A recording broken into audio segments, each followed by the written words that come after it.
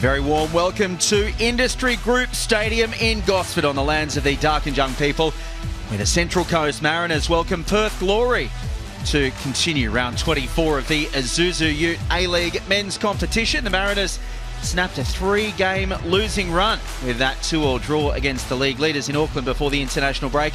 Perth's 3-1 loss to Brisbane extended their winless run to 8 games. As we see the Isuzu UTE tunnel cam, Trent Sainsbury, of course, is a Perth boy, and he scored his only A-League goal against his boyhood club back in 2013. This is game number 73 in the Isuzu UTE A-League men's competition for Trent Sainsbury. And wonderful news for Perth Glory fans to see their captain Adam Taggart fit to start this afternoon and lead his side out. Of course, they still have only 2 wins to show for themselves this season, with 4 games remaining after this afternoon. It has been a barren run for David Strilich's men this season. Of course, a lot of player turnover as well, a huge January transfer window. Can they start seeing some results for their efforts throughout this season? As we have a look at the bottom of the ladder, and as you can see there, back at the bottom for the first time since round 8, it's also been a fall from grace for the defending champions. They sit 10th and 4 points off their fierce rivals, the Newcastle Jets. So the Mariners will have that ahead of them as well. As we have a look at Mark Jackson's Central Coast Mariners this afternoon, he makes just one change to the side that came back from New Zealand with a point. Hayne Eames and the Joeys are preparing for the Under-17 Asian Cup.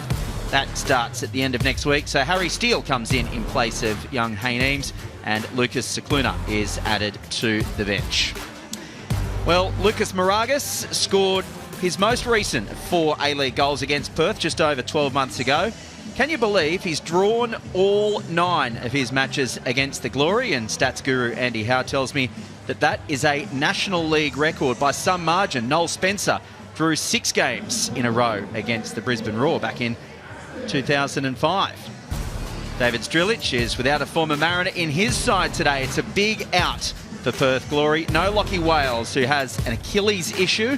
Pat Wood is back up front, with Jalen Pearman shifting wide left. Takuya Okamoto has an ankle niggle, so Trent Osler starts at right back. Lockie Barr, Adam Bugaria, Cohen No, and Will Freeney, all new faces on the bench. And as I mentioned in the Isuzu UTE tunnel cam, Adam Taggart missed that Socceroos away win in China after picking up a groin injury against Indonesia.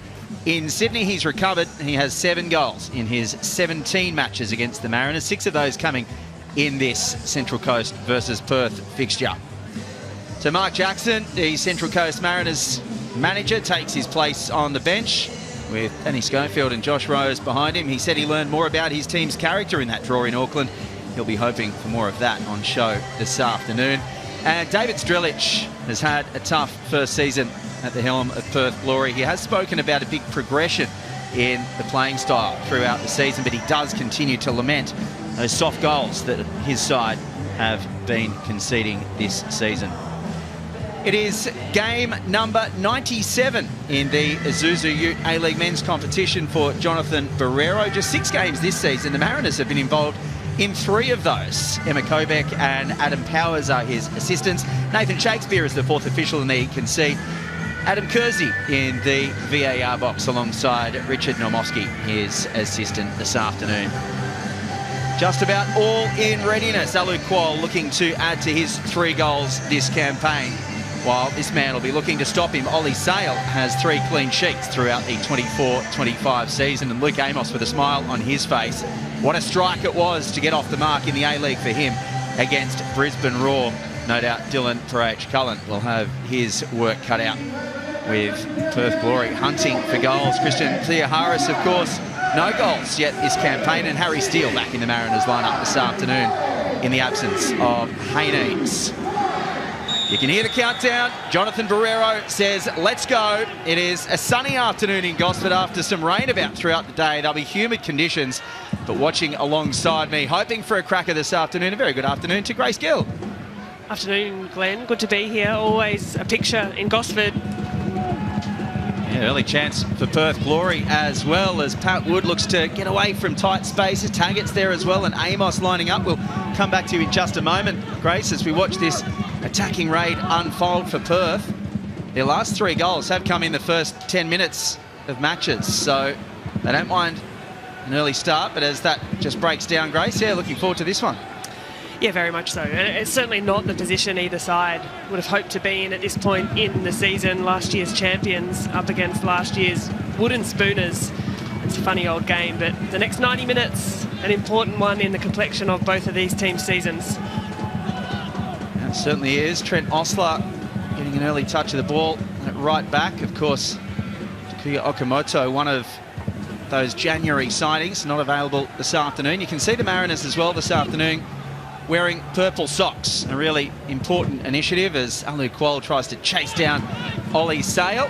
This is their We Care Connect Co-Shelter and Health on the Streets round. It's their charity round, and they are working with 3 local charities this weekend, mainly focusing on locals affected by domestic violence. It's a region with horrible rates of domestic violence, and it's a wonderful initiative that the Mariners are showing a lead in to get behind that as well. So well done to the Mariners wearing their purple socks as we see Christian Theoharis go to ground under a heavy challenge from Tommy Murchula, and the Mariners will have the first free kick of the afternoon just inside Perth's territory.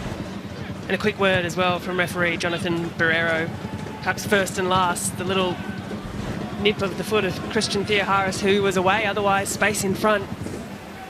But it's given the Mariners no choice but to turn out and go back. They would have liked that attack. They would have liked to start on the front foot for this one.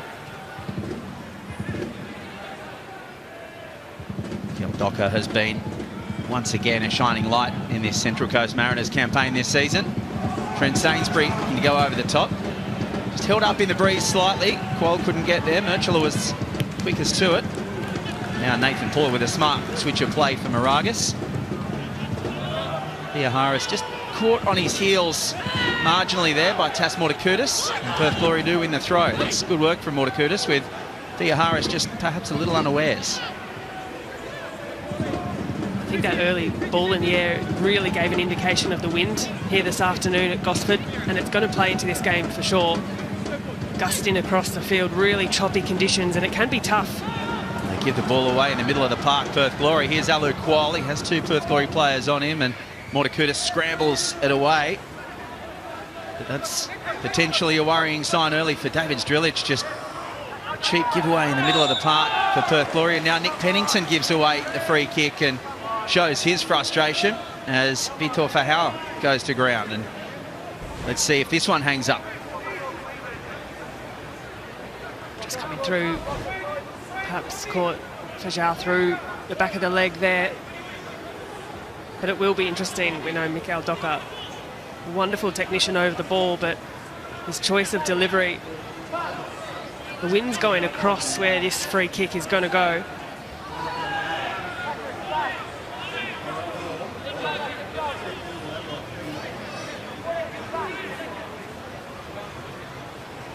Just retreating there. Docker just checks himself, decides to go short. Not a bad option in the wind. Maybe a little training ground move with Alfie McCalmont as well. Now it goes towards the penalty spot. Murchula heads clear. And Theoharis can recycle for the Mariners. McCalmont onto the right boot. Kuol looks to get up there. Alu Kuol, he's only scored 3 goals this campaign. Make that number 4. Ollie Sale can do nothing about it. Kuol gets his head on it and puts the Mariners in front after 4.5 minutes in Gosford. They lead 1-0. Well, just the home starts desire beginning to the game on the Harvey Norman replay. Not quite dealt with by Perth Glory's defence, a little static. And Alu Kuol manages just to slip in between the defenders. The glancing header, the slightest of touches. And you can see as it skims off his head, it just evades Ollie Sale, who's reaching, but can do nothing about it. It's a dream start for the Mariners at home. Well, he's only scored 1 goal in his last 14 games. He's going to have to get a new jersey as well. That's been ripped in the challenge. So some quick running repairs for the man who gets back on the score sheet after a barren run. And strikers love scoring goals. You just have to think that maybe that is the confidence that Alu Kuol needs to go on with it. and start banging them in potentially for the Mariners at the back end of this season. The New Jersey is back on and we can get going again. But that is a hammer blow for Perth Glory as well after just 4 minutes as they look to get off the bottom of the ladder. It's a long way back from Perth Glory and even further back as well when you consider that they have only got 1 point to show for the 11 games that they've conceded first.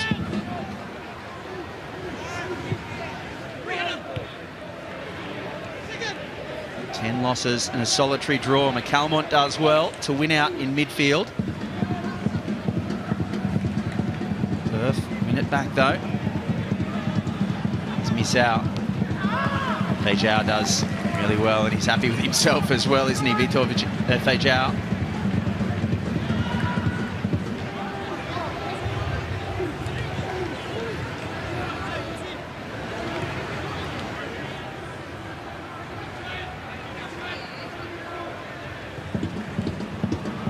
Decent ball over the top. If Taggart was onside, he nods it down for Pat Wood, and then the follow-up from Jalen Pearman blocked. And now the flag does go up on the far side. Adam Powers was letting that one play out. It did look at first indication that Adam Taggart did straight. Just tempting that offside flag, Adam Taggart, as he so often does.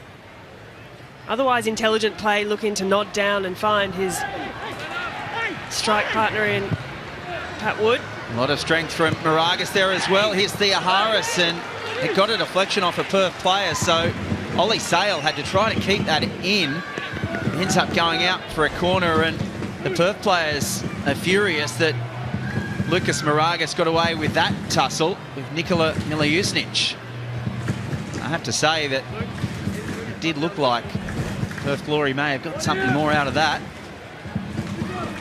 Not to be, says Jonathan Barrero, and this wind will give Perth Glory's defence plenty to think about as Mikhail Docker sends the corner in towards the front post. Murchela's head is on it, as it often is, only as far as Nathan Paul.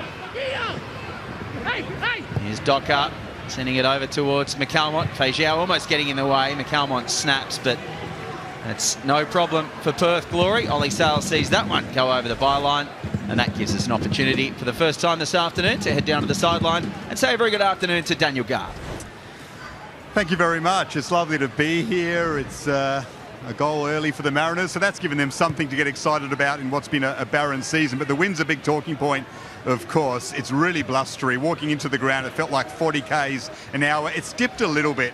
It's behind Perth at the moment, but I'm not sure that's much of an advantage. And if you look at the Mariners' goal, I think it almost helped them a little bit, just knocking it up into the winds. The Perth Glory defence weren't too sure and where the ball exactly was going to land, and Ali Quol read it best. So sometimes the wind behind's not always an advantage, and the Mariners are dealing with it better at the moment, having that wind in front of them, which is still quite severe. Just speak to Josh Risdon before the game. Of course, he breaks the Glory's attendance record today. If he comes on, he says he's not sure when that might happen, though. So a bit of mystery in regards to Josh Risdon today. Yeah, it will be a wonderful occasion for Josh Risdon. We'll play game number 157 in the A-League. He is already the club's record appearance holder in all competitions, but he's equal with Andy Keogh, and he'll take that A-League record in his own right as well this afternoon. As Perth Glory win a corner, this will be an outswinger. And one of the first opportunities for the Glory in the final third, and it's a wonderful header from Nick Pennington. It's a goal. Well, they've barely been down the Mariners' end of the field, and that is the fourth goal in 4 games that Perth Glory have scored inside the first 10 minutes. Nick Pennington with an absolute bullet header.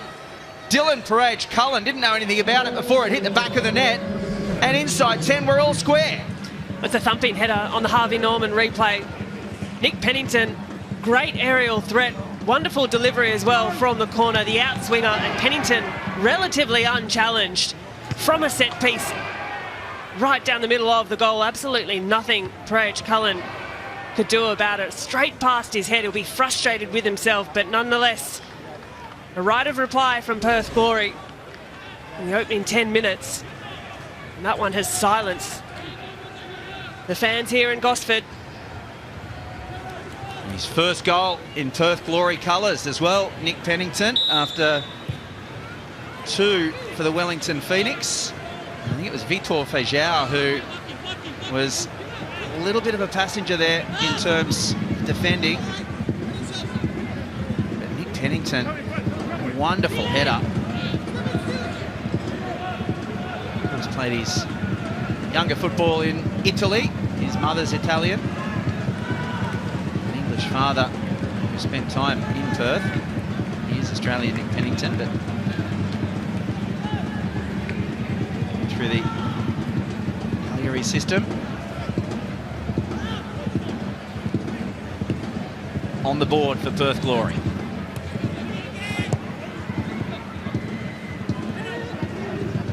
Neither side has perhaps troubled the scorers as much as they would like this season. That's a little heavily cooked and probably evidence of the wind as well. But 2 goals in the first 10 minutes might be an indication of what's to come. The 2 teams that have well and truly struggled to find the back of the net across the course of the season. At the other end of the story, have shipped more goals than they'd care to mention. There's 38 goals between them. There's a ball through from Feijão. Ends up with Thea Harris, turning in tight spaces. Calmont will look to switch for Docker. And the offside flag goes up. So Perth Glory will be able to breathe a sigh of relief there.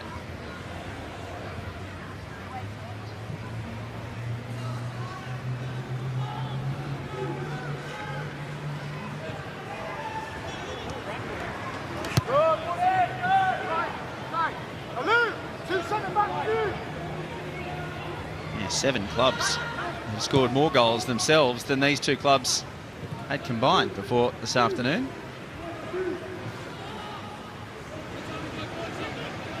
There's Trent Osler getting past Thea Harris. That one is a little wasteful.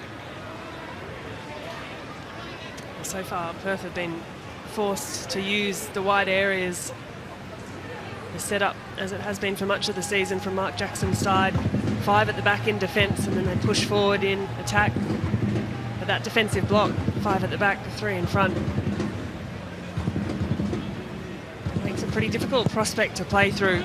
So Perth trying to utilise the wings, but Osler must get that delivery right. Rage Cullen struggling with the wind there.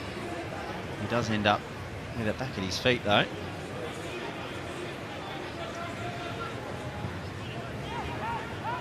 Sainsbury-Caltac combination perhaps not quite as dominant as Mark Jackson may have hoped this season.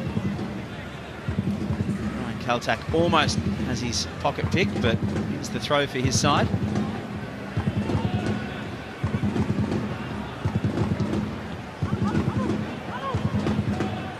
Del Docker looking for options. Alu Kual is pretty heavily held by Tasmorta-Curtis, and Jonathan Barrero says too well held. The Mariners have a free kick on halfway. A real grapple just before that ball came past the 2 players, but Mutakurtis through the back of Kual. Seems well in Perth set up, looking to get all numbers behind the ball. That's a lovely switch though. It is. It ends up with Moragas. It has McCalmont in support. Perth Glory react quickly though. Press the Mariners back.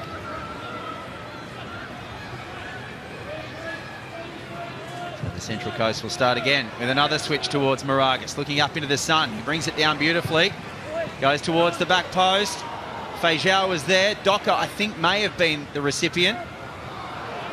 And Feijão loses out to Luke Amos pretty meekly in the end. Brian Caltac does well to stick the boot out, but Amos ends up back with it, and Feijão heavily involved again. Amos wants a free kick. It's a Perth throw.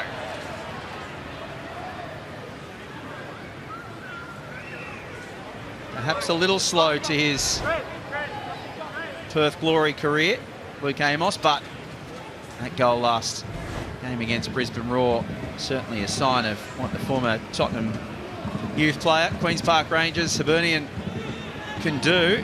And you wonder, in a parallel universe, whether he could have been here on Industry Group Stadium in yellow and navy, because it was Nick Montgomery who recommended him to the A-League, working under the former Mariners coach at Hibs. As it is, Luke Amos is at Perth and doing some defending here. Thea Harris, it's back inside of Mile Usnich, but the pass is to nobody other than Utah out. No doubt. Luke Amos, a bright signing in the A-League. Maybe a miss for the Mariners not picking him up. It's tough, though, coming into a team that's had a really difficult year, getting a player, a midfielder, on the ball regularly.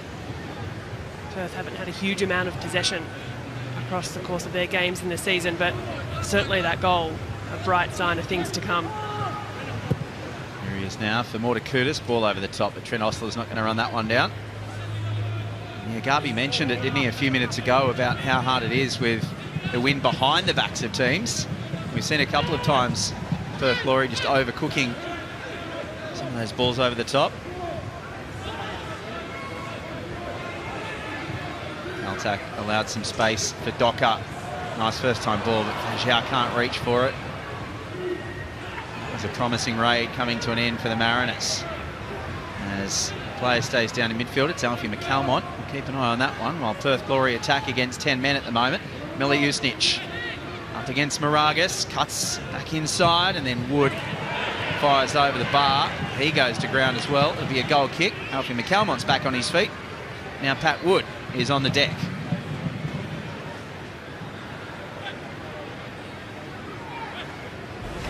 McCalmont rather back up on his feet after that heavy challenge.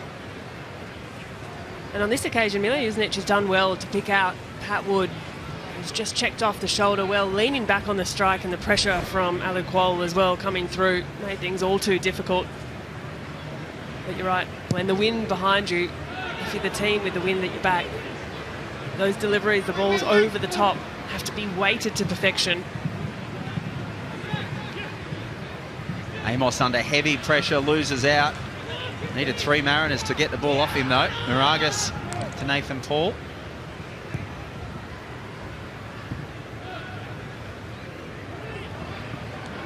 Calmont goes all the way back to Dylan Prage Cullen.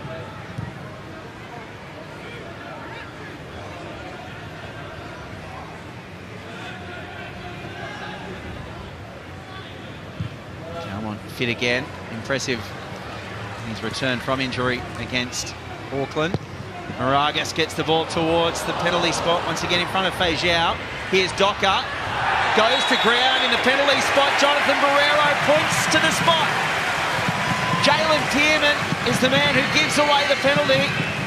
Mikel Docker had all sorts of pace. Pearman stuck the leg out. Docker goes to ground, and the Mariners will have a chance from 12 yards to make it 2-1. Well, he protests his innocence, Jalen Pearman, but neither replay is particularly forgiving rather, and I don't think he can argue too much about it. Mikel Docker tearing into space. The delivery from Moragas at the other side, always difficult to deal with. Pokes a leg out, Docker goes to ground, and Jonathan Barrero barely hesitated a second to point to the spot. Confirmed by VAR, and Ollie Sale, who has only faced 1 penalty so far this season. That was Joe Lolly, the Sydney FC in round 11. So he's none from 1 this season, Ollie Sale. He's making himself big here. He's got the wiggle routine going on.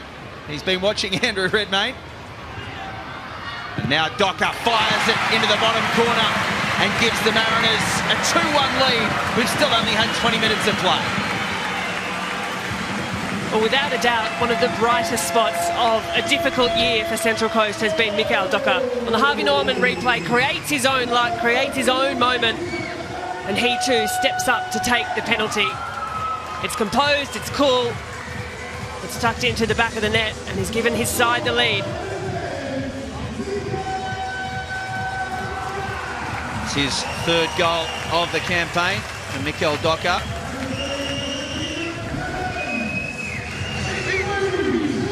Scored 2 in 3 games in the middle part of the year. Played game number 50 in the A-League last week, incidentally against Auckland, or before the international break. And he gives his side that 2-1 advantage. There is still a lot more to be played out in Gosford this afternoon, though. They may not be able to make the finals this season, the Central Coast Mariners or the Perth Glory, but both teams seem hell-bent on attack this afternoon, which is great to see. Begs the question defensively, though, Glenn, at either end. You'd have to argue that all 3 goals so far preventable. Of course, Jalen Pearman disappointed with that action, but I don't think he can argue too much in the decision in the end.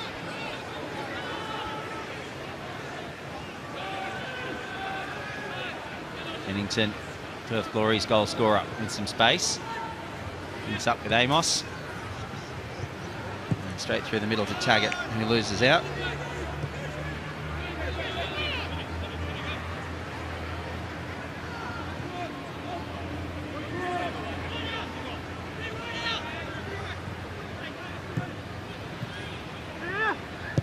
Amos, a low ball in. Miller Usnich didn't know much about it. Taggart tries to almost get a shot from behind him, but he can't get connection. It ends up with Brad Cullen.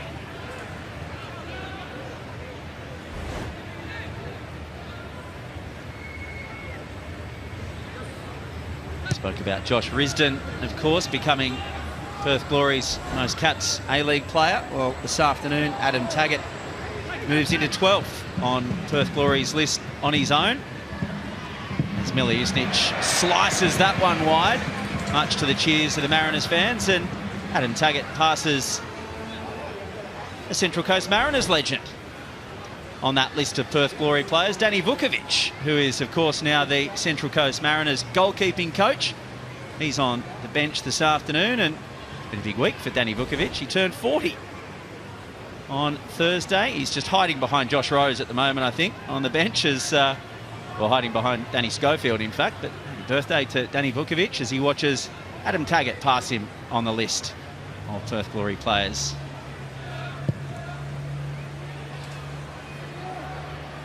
Once again, that goal kick from Praich Cullen just hanging in the breeze. Ends up with McCalmont. Theoharis again switching to the left for Moragas. McCalmont, plenty of space here, takes a touch. Qual leaves, Fejau. Qual, he's already got one, and that one was very, very close to a second. Alu Qual can't get it nestling in the top corner, but it was beautiful build-up play by the Mariners. Well, really slick. Fejau just dropping it off so neatly. McCalmont finding the pass through a lot of traffic. Qual almost not expecting it to fall to him so nicely. But good chances at either end. We saw Miller Usnich moments earlier, absolutely sky one that really he has to do better with. Sliced off his boot. Little rueful shake of the head after that one. But good opportunities opening up at either end.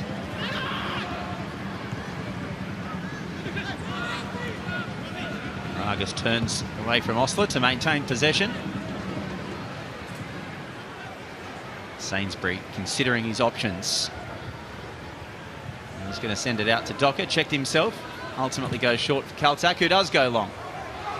I get the feeling that even in this wind, Luke Qual does really well after Mortakutis just hesitated to win it back for the Mariners. I thought Mortakutis was 90-10 to win that ball, but Qual never gave up, and the Mariners have got a throw. Well, this is really the wind that's come into play here, and the industry from Alu Qual to chase that down. Does well to bring it to ground, keeping play alive. And they're little details, but important details for a team that's been struggling. Just that extra bit of effort. The 1%ers, they call them.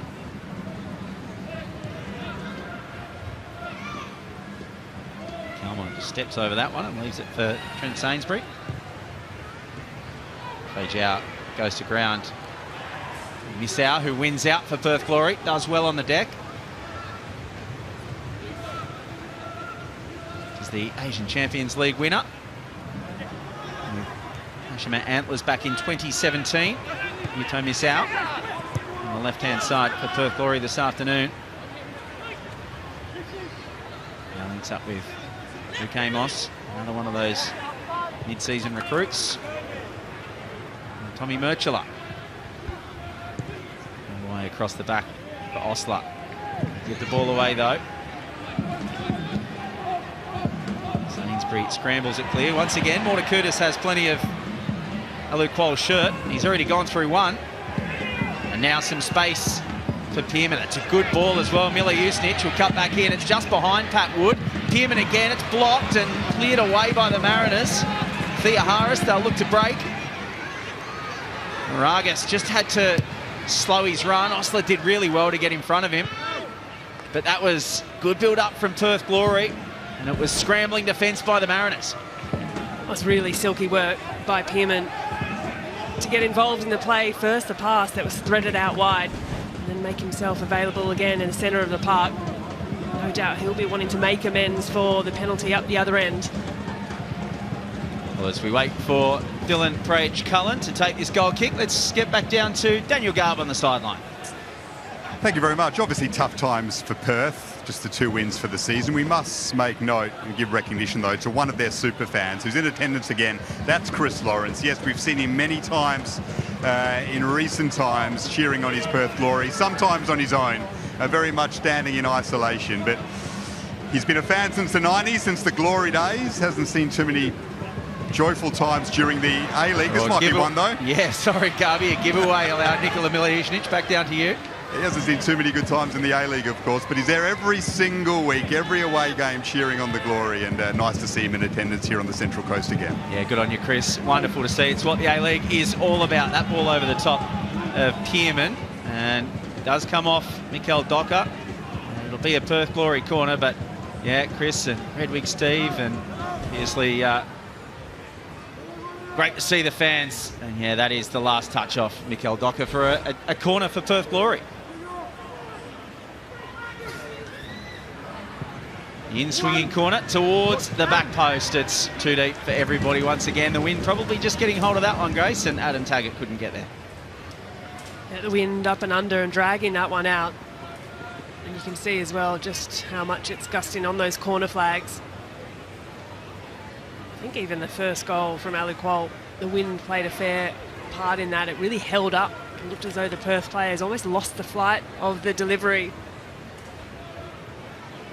Nonetheless, we've moved on a little since then. A couple more goals as well. It's been a pretty energetic opening half an hour. Once again, holding up right on that halfway line. Thea Harris getting there first.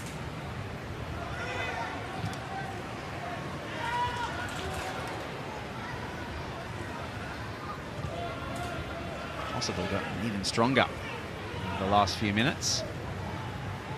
That wind. Murchler just slowing things down a little.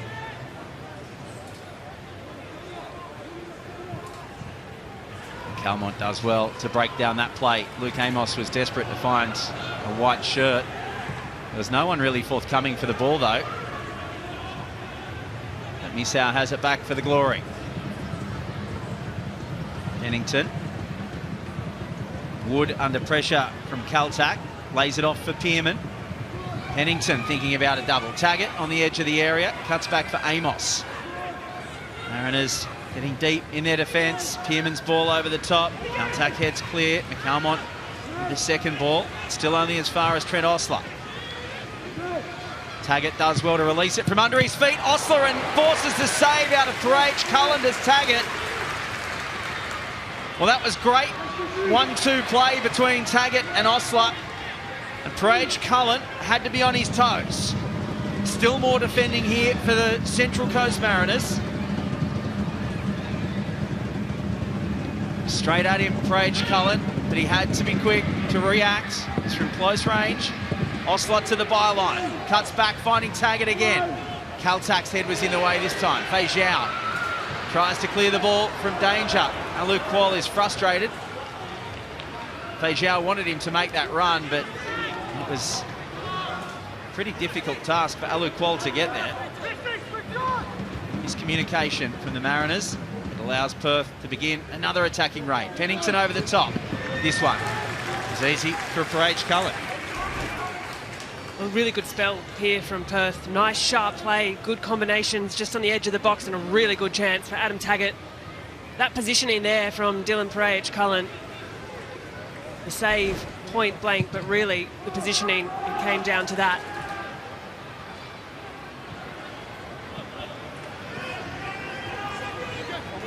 Near post well covered. Moragas for the Mariners now. They haven't been down this end of the field for a few minutes. It's been a good spell for Perth. It's trailed 2-1 still though. Qual and Mikel Docker on the score sheet. Nick Pennington, Perth's goal. All three in the first 20 minutes. The Mariners pick up a free kick, taken quickly.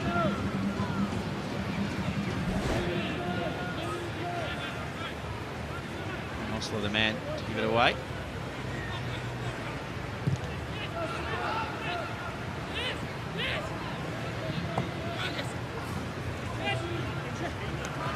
Turn for Moragas. Guerrero play the advantage. Harry Steele gets caught up under his feet as he goes to ground.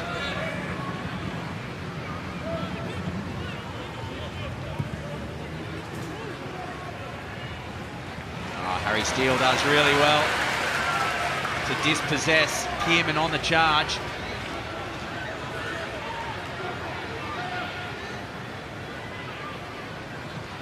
Hasn't had a huge amount of involvement so far, Harry Steele, but that was a really important challenge. It sends the Mariners on the attack. Feijao tries to find a way through for Docker, but it's easy for Misao to clear.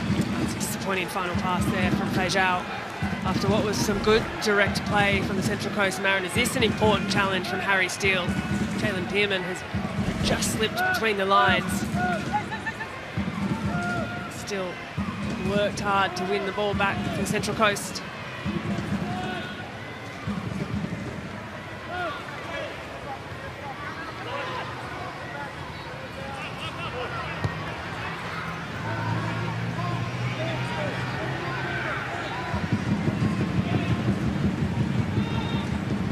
Harris looked for the quick release to Moragas. Osler did well to get in the way. It's been a familiar pattern from the Mariners this afternoon, getting the ball across to the left for Moragas. That time Osler was aware. Now Pennington is clipped as he tries to send Milojusnic away. Nathan Paul has to work hard to get in front of Milojusnic. He was charging through.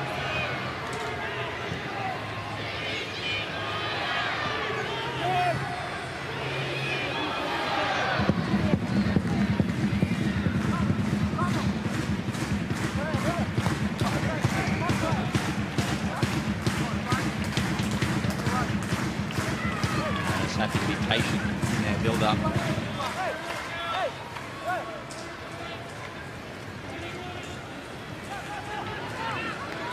Around at the back, Sainsbury and Kaltak. Mikel Docker is getting forward. Almont forced to turn away from Milojusnic, and now the switch again from Moragas. This time won't find its intended recipient. It's just a little wasteful there from Central Coast. You could see what they were trying to do. Mikel Docker looking up, looking for an option. Feijao and Qual were just standing a little too statically. One needed to drop off, present for the ball, provide an option.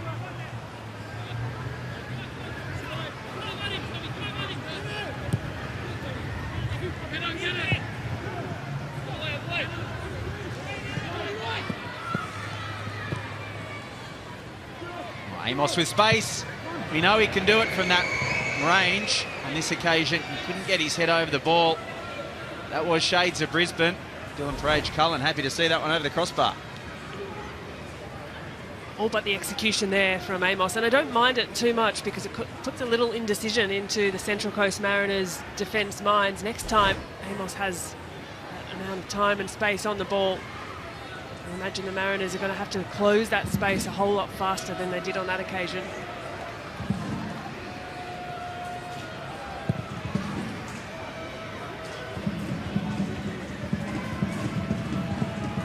Harris does well. Moragas. Lucas Moragas can bear down on goal. It was probably a heavy touch from Lucas Moragas. He wanted to get that ball towards the edge of the 18-yard box.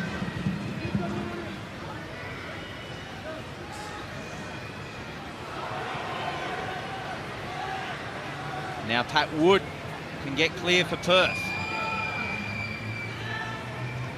Amos tucks back, invites McCalmont in, and then sends Pennington forward. Osler towards Taggart, and couldn't get his head on that one. Goes out for a goal kick. Idea's right from Perth. To be fair, I thought the pass could have come in the earlier passage of play. Amos to release Mile Jusnic, who had run forward, had space in front. Delivery nice from Osler, searching for the head of Adam Taggart. Delivery not all too bad either. Of course, Perth fans, Socceroos fans as well, relieved to see Adam Taggart having returned from Socceroos duty. You mentioned it earlier, Glenn, but not having played the second game due to a groin strain. That's going to be tested this afternoon. Through the first half an hour or so, just under 10 minutes plus time added on to come in this half. There's a head clash between Mortakudis and Qual, so the medical staff can swarm onto the field, and of course still just under 10 minutes to go. Here's the angle. They've both got eyes for the ball, Grace, but those ones don't tickle. Yeah, absolutely not. You can see both players just trying to line up, get the timing right for the header, just connecting as they leapt in the air. Those ones really hurt. Qual looks a little worse for wear as he's still on the ground. And of course, still one more match to go this afternoon in round 24 of the Isuzu UTE A-League. And it is the top of the table. Auckland FC looking to just open up a little bit of breathing space. Now, Western United bearing down on them. Now 4 points clear, and this is their chance to open that up to 7 points as Alu Qual has a little shake of the head. As Mortakudis is back on his feet. As we see it once again, you can see Mortakudis going straight into essentially the temple of Alu Qual. So it was more Mortakudis' forehead and that soft part of the side of Alu Qual's head. So no wonder he is arguably the worse for wear. The Mariners have Nico Duarte on the bench, of course scored his first A-League goal in Auckland. Striking depth has been an issue for the Mariners this season, with, of course, Ryan Edmondson with a long-term injury. And they just haven't had the killer instincts in front of goal this season that they have over the last few seasons on their way to those back-to-back titles, Grace. Yeah, really struggled coming into today's game. Qual, the leading scorer for the Mariners, adding a fourth to his tally for the season, but otherwise it's well and truly single digits for the rest of the players who have contributed. They haven't had that out-and-out goal scorer. Here's Fei Zhao.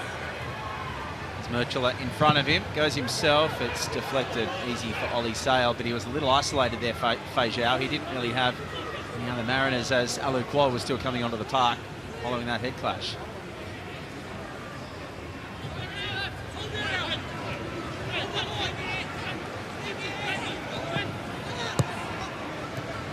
Speak about the goals not coming for the Mariners. I think absence of Josh Nisbet and Max Ballard with that go forward in the middle of the park as well. They just haven't had those midfielders with as an attacking mindset this season. Obviously, McCalmont has missed a lot of games through injury. Harry Steele has been involved as well. Miggy DiPizio is a player who can get forward, but just maybe had a little more of a defensive mindset in the middle of the park this season, the Mariners.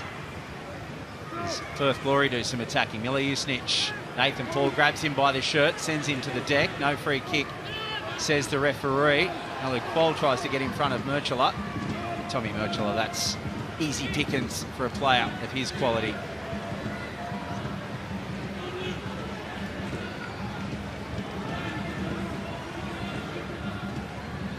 miss out, tries to find Wood, but Mariners defence handled that one comfortably, and H. Cullen cleans it up. Really like that delivery from Misao. Long searching cross into the box. Might have been offside had it found its way into the back of the net, but nonetheless, just varying up the way that they look to get to goal. Good shape on the cross. Ball comes forward to win out ahead of Amos. Theoharis can't control it, and Miljusnic is away. Ball over the top is too heavy for Taggart, and that's another source of frustration for Perth Glory this afternoon. That would have been in different conditions the perfect ball, but too heavy with the wind, and Taggart can't get on the end of that one. As Theoharis tries to send Moragas away. The ball was just behind Moragas, and he had to check his run. Lost that forward momentum to go back behind him and pick the ball up. It'll be interesting to see how the Central Coast Mariners fare with the wind at their back in the second 45 minutes. Do have that 2-1 advantage. Here's Moragas again. He's looked good down that left channel this afternoon. That's back inside, goes back to McCalmont.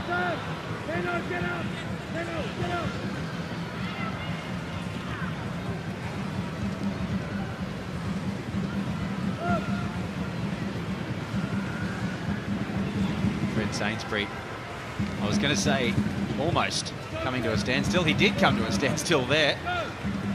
Slowing the game right down. Finding Moragas. Has Theoharis in support and uses him.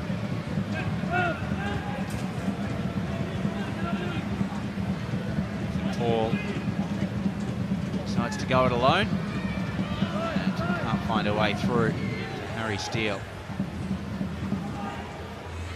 Fei Zhao. Well, that is agricultural at best. He absolutely clatters into Jalen Pearman, and that is one of the easiest free kicks that Jonathan Barrero will ever give.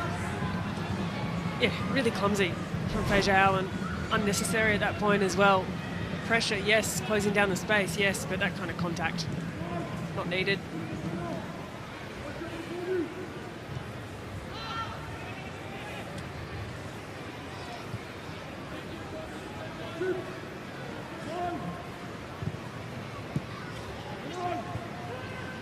Through the middle, find its intended target. Does end up with Pennington now.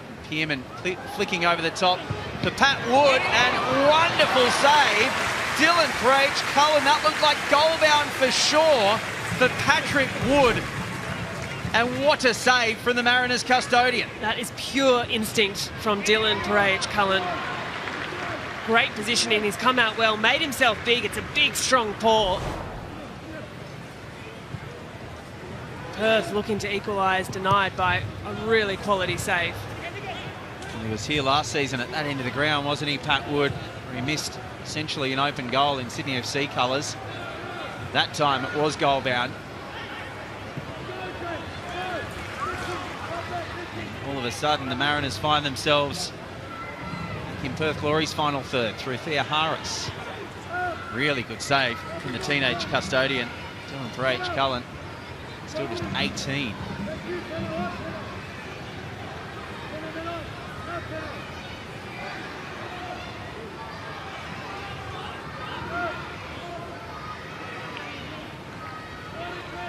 Wood still searching for his first Perth Glory goal.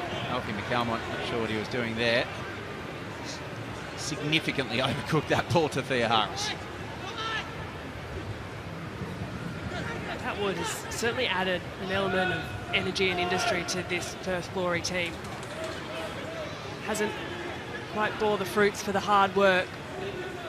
But alongside Taggart, he's a willing runner, not afraid to get stuck in. One almost snuck through, if not for a really good quality save. So into stoppage time we go. 4 minutes of it in the first half. Of course, that head clash between Ali Kual and Tasmota Kudus eating up some time. We had the penalty as well. It was ultimately converted by Mikel Docker. And now Parage Cullen is quick to come out ahead of Nikola Miljusnic. Pennington, the goal scorer for Perth Glory. On this occasion, Once again, just a little too heavy.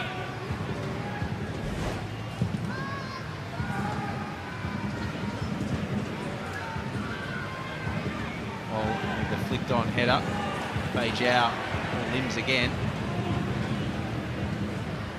He gets it at his feet until Harry Steele gets in the way. McCalmont and Amos tussle. Amos one out. Mariners scramble it clear. Oh, Theoharis gets the better of Osler. 2-on-1 for Theoharis. Osler comes back and support. Now here's Qual lining up as well. Fei Zhao can't go all the way out to him. Perth Glory scrambling that one clear. Theoharis perhaps just didn't have the support that he was hoping for as he got past Trent Osler there. Miller Usnich with space. It's opening up in first half stoppage time. Taggart fires over, disappointingly for Perth Glory, who'll come back for a free kick of their own.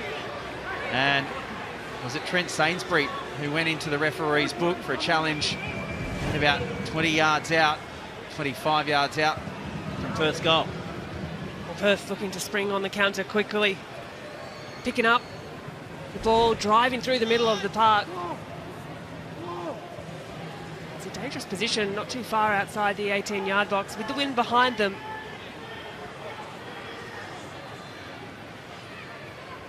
It was a really late challenge from Miller Usnich. The ball was well gone. Jonathan Barrero did well to allow the play to continue. This is a dangerous area for Perth Glory, who haven't scored a set piece outside of one penalty in Newcastle all season.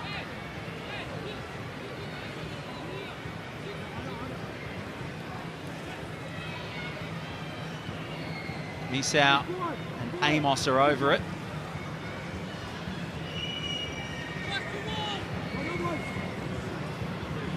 It's the best part of 30 yards. Amos is the man to take it. Straight in the wall.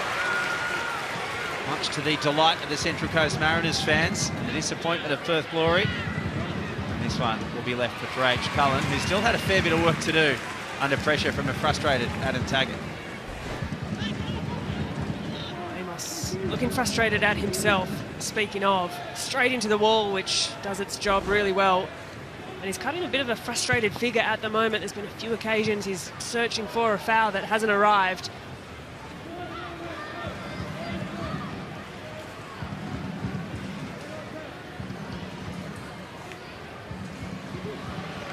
Theoharis does well to control that ball and find a way into the 18-yard box, but gives the ball up. Murchela sends Amos clear. Luke Amos tries to find Taggart. Puts one towards the penalty spot where Pearman was waiting. It ends up back with Taggart. Turns and shoots. Blocked. Lucas Moragas will go and clean this one up. Just inside the byline.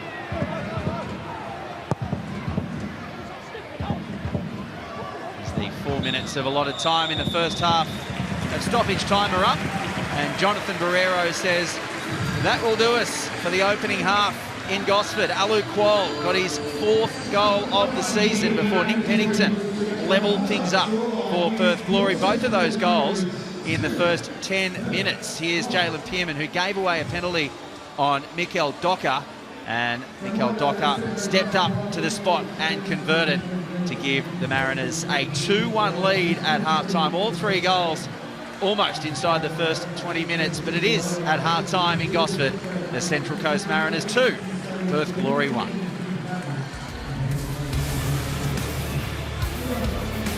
Don't go anywhere, because Daniel Garb and Grace Gill will have all the highlights from the opening half on the other side of this. Stick around.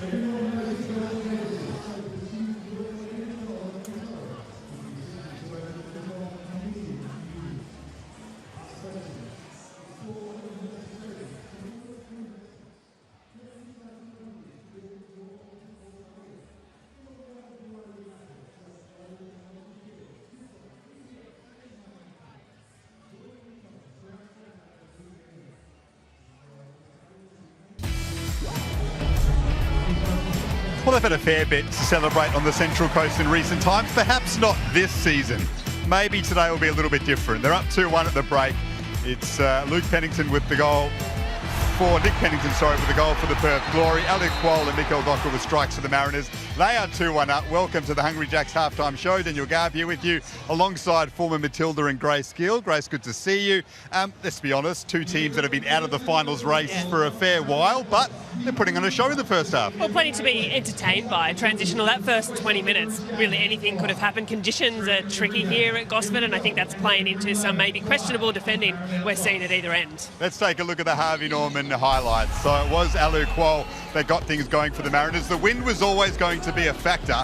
It looks like the Mariners got to grips with it a bit better early on, and that helped them open the scoring. Yeah, it did, and I think this one was a bit of a strange one. The delivery held up in the wind, and it looked a little slow motion as you watched it unfold, and Central Coast were the first to react. Perth just standing off, not taking care of business, and it was the slightest of touches off the head of Alec Quoll, and it was enough to put Ollie Sale off, and that got things firing in the opening 10 minutes, no less. It didn't feel as though Central Coast had a foothold on the game at that time. It was just a moment they made the most of. He's a talent, just his fourth goal of the season though. Nick Pennington with the instant reply. He just timed his run here superbly. Yeah, and he's been excellent in the middle of the park for Perth in what has been a difficult season for them. Came up in a really big moment. I think they needed a quick response. Had the game wore on, it would have been difficult, but that was exactly what Perth needed. But it was Central Coast who then made the most of what you'd say was, well, a questionable moment from the young man in Jalen Pearman, but I don't think you can argue too much about it. He's had such a good time lately. I mean, he was part of that squad that won the Asian Cup Under-20 tournament, but that was unnecessary. And Mikael Docker has been as lively as he always is, without any issue from the spot. Well, dispatches so poorly, and Mikael Docker has worked so hard for this team across what has been a really difficult season so far. So it's the Mariners 2-1 up over Perth Glory at the break. Both teams looking to end an 8-game run without a win. So plenty at stake personally, if not for finals positions. The Glory have had plenty of shots, but that's because they've had the win behind them. Perhaps they thought they'd fancy their chances, but they haven't really troubled Puri Cullen too much in the Mariners' goal. Yeah, and it will be a big 45 minutes because Central Coast will have the win behind them. They'll be able to pepper the goal a little bit more, but as we saw in the first half, it wasn't all a benefit having that win behind Perth, so it's a big second half on the way. Let's take a look at the Paramount Plus player index from the first half, and it has been Pennington from Perth, who we spoke about, who has really been able to control the middle of the park and give Glory some sort of steal in there, but he's just without enough helpers, unfortunately, and that's allowed the likes of Mikael Docker to create down the right, Alec Quoll to be lively as well, but he's the one player who stood up nicely for Perth in the first half. Let's take a look at the round so far, because there have been plenty of goals that have kept us really entertained as we get closer to the finals, and we're starting to watch the ladder take shape, and we're looking for teams to start jostling for positions. I mean, Newcastle and Macarthur still alive in a race for the top 6, but they cancel each other out on Friday night. Western Sydney, they will take that point, but they missed the chance to really solidify their spot against a Wellington team that's struggling. That's a massive win, isn't it, by Melbourne City, away to Sydney FC, who just can't get going outside of Asia at the moment. They're still outside the top 6. The original rivalry didn't disappoint either, with the Melbourne Victory having a big win over Adelaide United. They're starting to look really good at the moment. Of course, there's one game coming after this one. That's Brisbane up against Auckland. Auckland can go 7 points clear at the top in the hope of winning the Premier's Plate in their first season, which would be a remarkable story. Josh McLean is there for us. The rain has finally stopped. A beautiful day for football here at Suncorp Stadium as the Roar host Auckland FC. Now, the news from down here, Jacob Brissett for the Roar. He has earned a start today. As for the Kiwis, well, there's a host of international players that are back for the side after helping New Zealand qualify for the World Cup. Let's talk about the Roar to start off with, though. Haven't they been on a tear lately? They haven't lost in the last 3 matches, and they're coming off that 3-1 confidence-boosting win against Perth Glory last week. As for Auckland FC, well, they've had a couple of draws in a row. In fact, 3. One of those against Central Coast, one against Newcastle. Both of those somewhat unexpected. As for what we can expect here today, well, the Brisbane Roar, they haven't won at home, in particular here at Suncorp Stadium, for a very long time. Can they break that today? What a day it would be to achieve that against what is the benchmark of this A-League's competition. Will it happen? Well, stick around to find out. It's not far away. Josh, thank you. Brisbane, much like Central Coast and Perth, playing for pride, but what an opportunity this is for Auckland to go 7 points clear on top. How big of a story it would be if they can win the Premier's Plate in their first season. Oh, huge. I think the expectation would be that Auckland to take all 3 points. But that said, Brisbane have been playing some better football in recent weeks. They've been playing disruptors in this competition, so it will be a really interesting fixture on the way. Let's take a look at the A-League ladder with all of that in mind. And yep, Auckland, what a story they have been. Western United have been the big improvers in the second half of the season. Of course, we spoke about Melbourne City's massive result yesterday away to Sydney to jump up to third. A big win for the Victory as well. And then it's still really close. I mean, Sydney FC and Macarthur still well and truly in the race for the top 6, of course, and you can't discount Newcastle at the moment, but it's tough for them. Central Coast goal difference makes it incredibly difficult, of course, but it looks like it's Sydney and Macarthur who are still the two sides that are pushing for a top 6 position. It's going to be a really exciting end to the regular season before we get into the finals, of course. This has been the Hungry Jacks halftime show. A big second half coming up from Central Coast Stadium. The Mariners and the Glory both looking to end an 8-game run without a win. It's the Mariners who lead 2-1 at the break. It's a sea of green and gold. The Matildas are back in town. It is a new look, Matildas. Fowler's early ball. Heyman's there for number 3. A hat-trick. What a strike from Caitlin Ford. Ford, that is outrageous. Now Gorry. What a finish. Thumped home by Mary Fowler. Well, it's just another Magic Mary moment.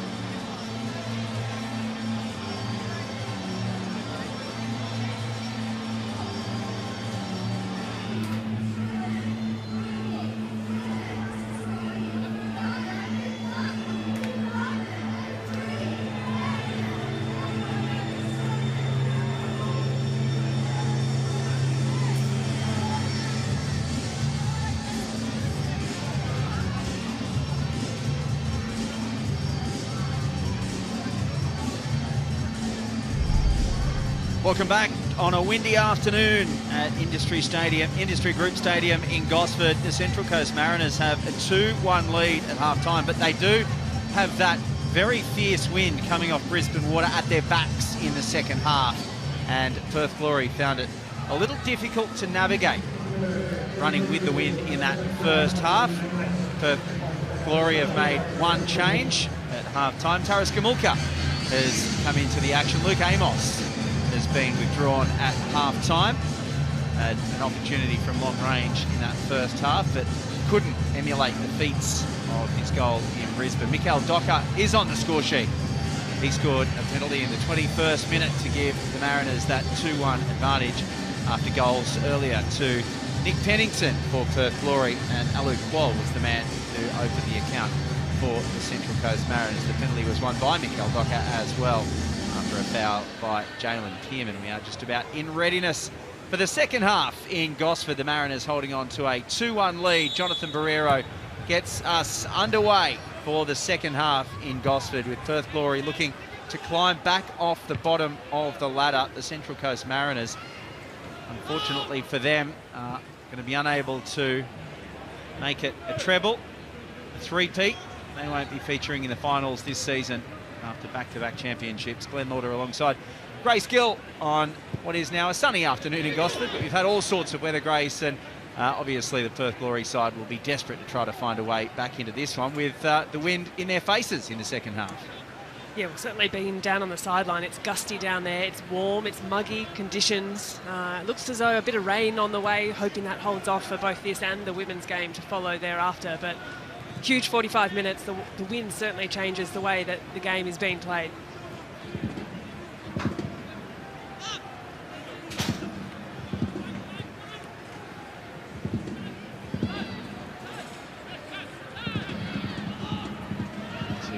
Glory are able to come up with in this second 45 minutes. I mentioned earlier that each time they've scored, or they've conceded first this season, 11 times. They've only gone on for one draw. They changed that record this afternoon as Taggart loses out under pressure from Kaltak and McCalmont. Goes all the way back to Dylan Preach-Cullen. He certainly got behind that one with the wind. Mortakudis has to come across, and now Christian Theoharis tries to win it back for the Mariners, but his touch is slightly heavy. Allows Trent Osler to slow things down a little bit for Perth Glory.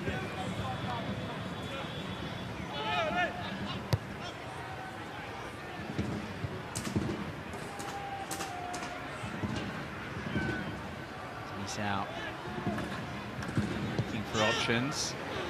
Page-out got a foot in the way, but it wasn't enough to win back possession for the Mariners.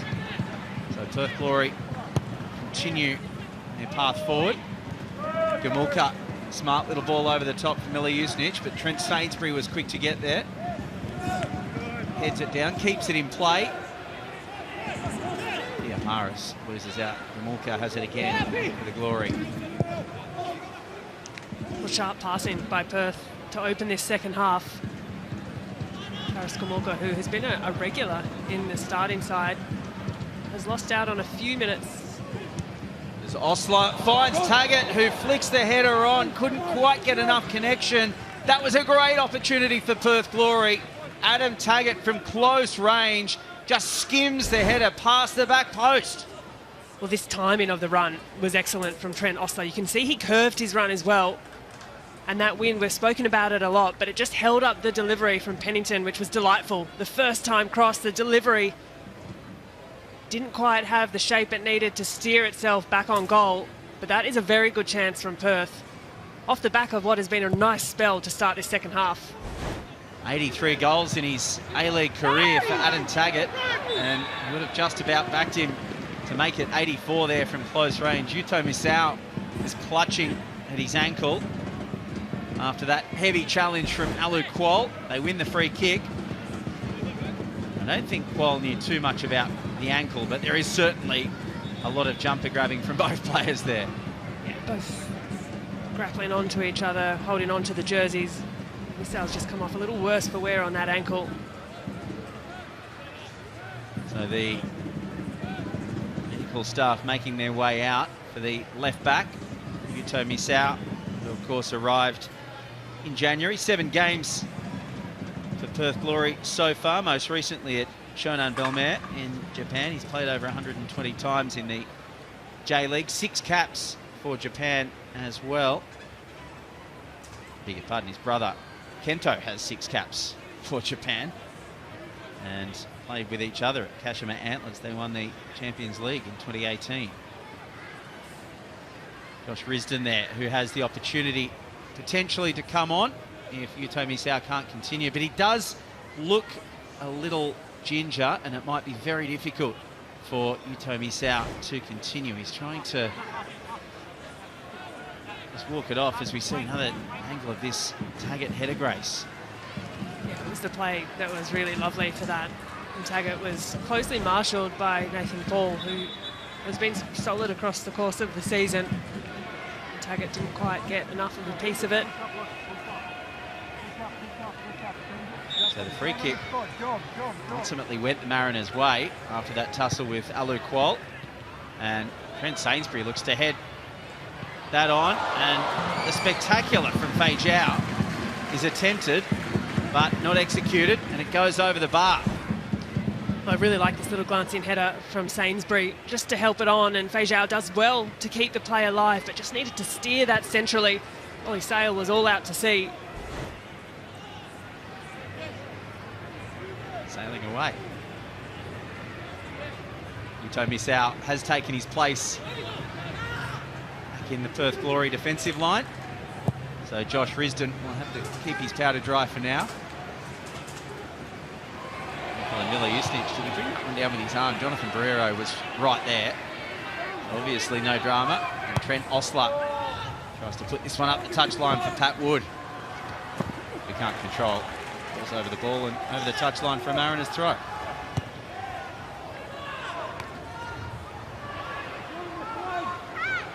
Good hands from David Strilich there.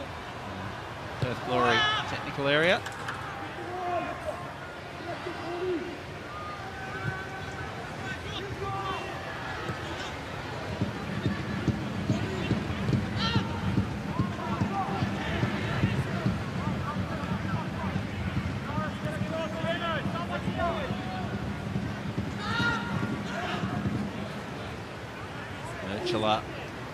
Switch of play to Misao could be on here. Whittington goes towards Mortakudis and it does end up with Misao. Cuts back inside. Try to shake off Fei Zhao. Now the flick on from Pat Wood is easy for Dylan for H. Cullen. Let's get down to Daniel Garb on the sideline. Thank you very much. I didn't mention this in the halftime show, but did notice Ollie Sale when he was walking off, the Perth Glory goalkeeper, just remarking to a teammate, that's the worst half of football we played all year, he said, which I'm not sure is entirely accurate when you consider some of the results they were on the receiving end of at the start of the season. Maybe he means 2025, and because they have stabilised a little bit, of course, since that horrible start of the Perth Glory, but just a sign of the frustrations going through the squad at the moment. It's been such a difficult campaign. Well, they conceded 13 goals in their first 4 games, didn't they? 11 of those in 2 matches. But you're right, Garby, it has been a little more impressive since Christmas, and despite, I suppose, the last 2 results, 4-1 to Western Sydney and 3-1 to Brisbane, there has been some glimpses of optimism for the Perth Glory. And David Strilich will continue to indicate that he is working with some challenges. Oh, Chris has got a mate. The Perth Glory fans have doubled in size in Gosford. In fact, I think there's a few purple and orange shirts dotted over there now. Brian Kaltak from long range will have a shot. Doesn't score too many goals, Brian Kaltak, and that one won't trouble Ollie Sale either. He didn't catch it just as cleanly as he would have liked. I think it was the right decision, though. Opened up in front of him. Didn't quite have the options either side. But you do see those ones when players connect and connect sweetly. You can really challenge a goalkeeper. Scoring round 5 against Newcastle Jets, Brian Kaltak.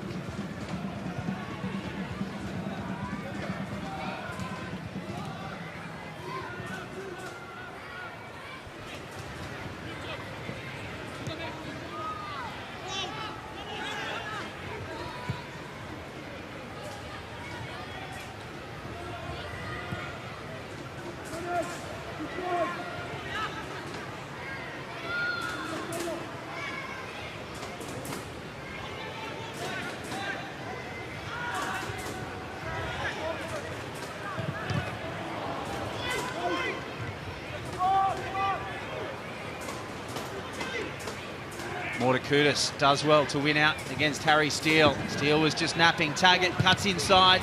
Sainsbury can clear. On back again by Perth Glory. Miliustic is clattered through the back by Christian Theoharis. Will do well not to go into Jonathan Barrero's book here. He went straight through the back of Nikola Miliustic, who remains on the deck. That's a really frustrated challenge from Theoharis. Completely upends Miliustic. Jonathan Barrero hesitant to present any cards, at least this far. Just kept the card in the pocket on that occasion. Jonathan Barrero.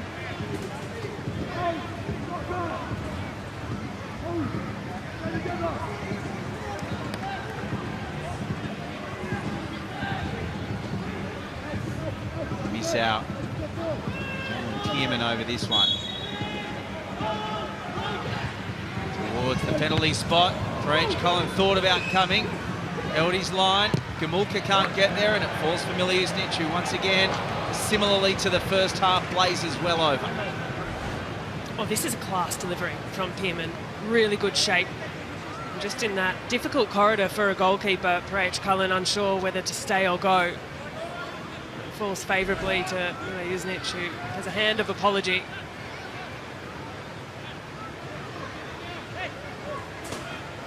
And that goes back to what we've touched on a few occasions. When you're playing into the wind, it can just hold up that little bit.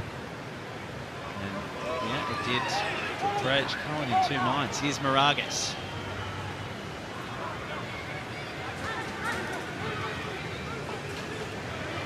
Theoharis just went without that one. Nicely puts it over the touchline. Mariners get the throw. Mark Jackson and Schofield perhaps plotting what substitutions we might see over the next few minutes as the game heads towards the hour mark.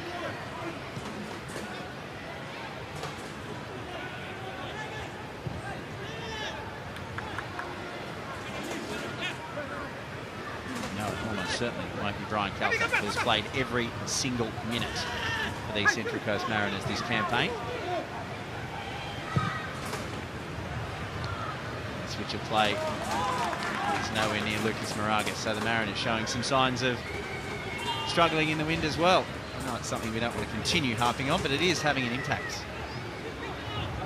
Mentioned as well substitutes, and interesting to understand whether or not Gamos picked up a knock in that first half. He did cut a bit of a frustrated figure, I thought, and Tarish Gamulka is coming for what seems to be a like-for-like substitution. It's Fejau intercepted by Gamulka, but only as far as Theoharis gets it onto the left foot, and Christian Theoharis, it's a wonderful strike. Ollie Sale is at full stretch, but he can do nothing. There's the trademark somersaults from Christian Theoharis after his left foot bullet smashes into the post and then into the back of the net. And the Mariners lead 3-1. And doesn't Christian Theoharis love it? And so he should. That is absolute quality on the Harvey Norman replay from Christian Theoharis. The Central Coast Mariners pick up the ball, and it's a quick spring forward. Tarish Gamulka does all he can to delay, but here, too much time, too much space on the ball, and Christian Theoharis can stop, prop, and he picks his spot to a plomb. That is a wicked strike. Celebrations to boot. And at home, he has loved that one. Well, we haven't seen the somersaults in the 24-25 season. But there it is, his 16th game of the campaign. And it means that Perth Glory, after this afternoon's efforts, have conceded into the 50s. 51 goals against. Perth Glory have never won less than 4 games over a season. 18 points is the least amount of points that they've picked up in an A-League campaign. Perth Glory currently with 4 games remaining after this one. Just 2 wins, 51 goals against, just 11 points. Brisbane Roar, of course, up next against Auckland with an opportunity, albeit against the league leaders, to leave the Glory marooned at the bottom of the table on their own, and that is Wonderful strike from Christian Theoharis to give the Mariners a 3-1 lead, but there is still almost half an hour still to play. More than half an hour still to play. It's tough year for Perth. 51 goals have picked out of the back of their net for the season so far. Last season, albeit still 4 games to play, they conceded 69. It's been a tough couple of years for the Glory, no doubt about that.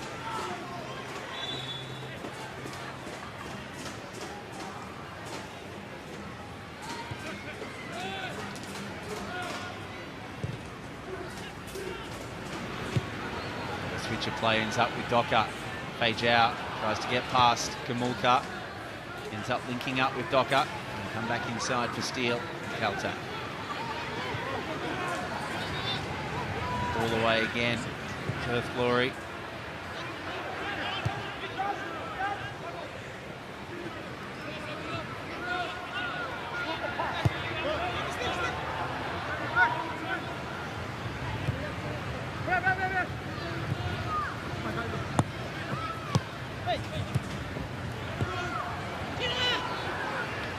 Does well. The flick on for Fajau. It's a great ball through from Qual, but he just can't get there.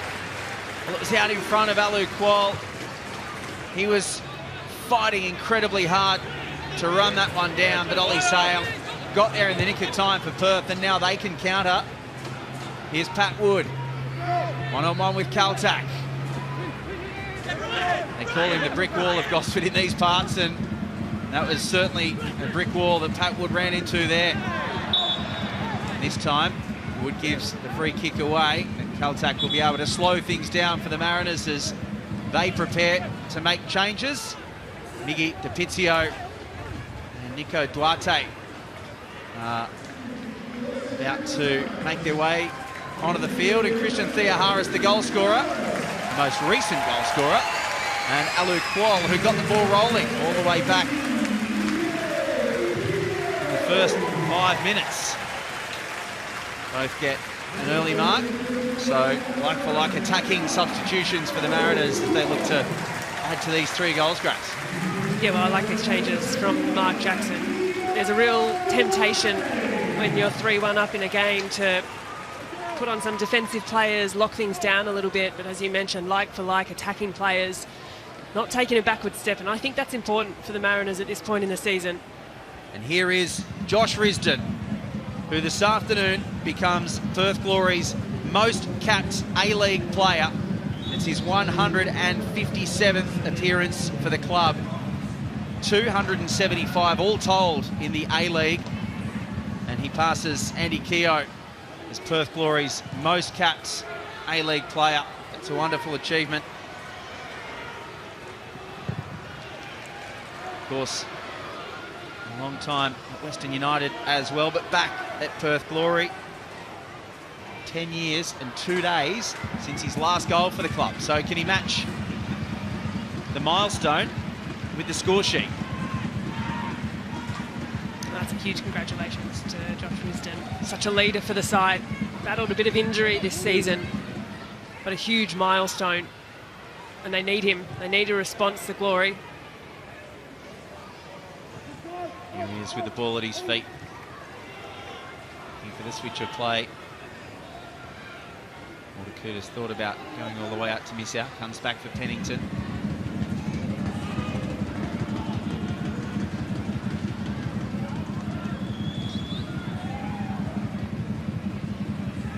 They'll have around about half an hour when you add those stoppages into things at the end of this half.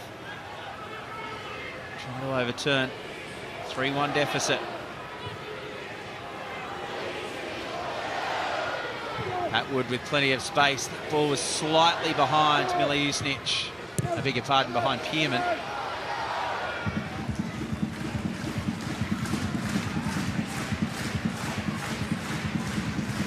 Now Risdon.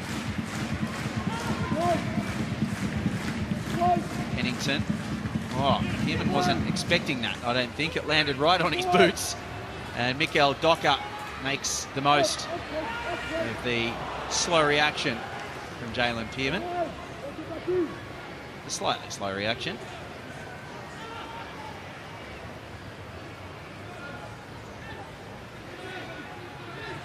And again, the space out here for Mortakudis and Risdon. Whip one towards the 6-yard box. Oh, Brian Kaltak thought about throwing his head at that one, but he stayed out of the way. It goes out for a goal kick. I think Brian Kaltak was well aware of it, but if he got his head on that, it could have ended up anywhere. Yeah, that ended up being a pretty handy delivery from Josh Risdon. Similar to the game so far, those kind of crosses have been picked up by the wind and pulled back the other way. That one darted through the defensive line and perhaps caught all players a little unaware. High line as well here from Perth Glory. Taggart, Wood leading the charge, not really allowing Central Coast to play out through the back.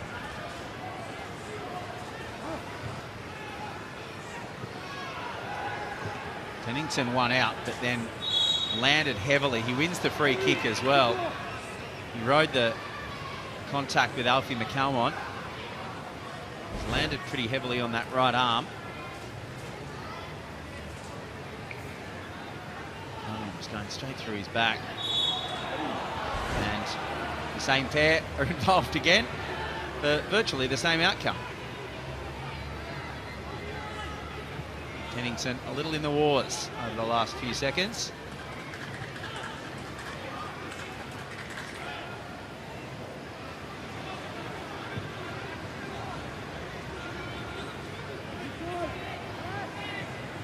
Well, if this result remains the same, the Central Coast Mariners will have just their second home win against Perth Glory since 2017. And barren run at home against the Glory for the Mariners.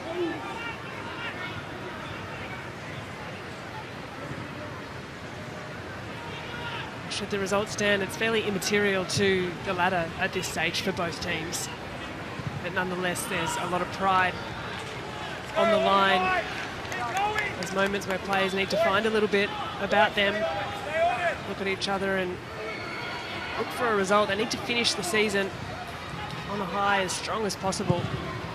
If the Mariners will be keeping an eye on the Newcastle Jets now as a little bit of motivation for them to keep winning games. The Mariners on the live ladder anyway, just 1 point behind the Jets. Newcastle do have a game in hand. And play each other in 2 weeks' time. The Mariners away to Melbourne City, then away to the Jets, and then 2 home games against Macarthur and Brisbane to finish things off. Perth Glory have a very tough run home for a side already at the bottom of the ladder. Western United away in 2nd place. Adelaide United 6th place. Adelaide United at home. And then back-to-back trips to New Zealand. Top of the table, Auckland, followed by Wellington to finish things off at Sky Stadium. It's a seriously tough one for Perth Glory. On the road a lot, not just on the road, but internationally as well. And some informed teams they've got to face for their final 4. Moragas rolls this one along the deck for Duarte. Brings it back again for the Mariners, does Moragas. Really good this afternoon. Harry Steele keeps the ball alive. Over the ground, Moragas again involved. Pennington does well. Docker's delivery was a decent one. Here's DiPizio.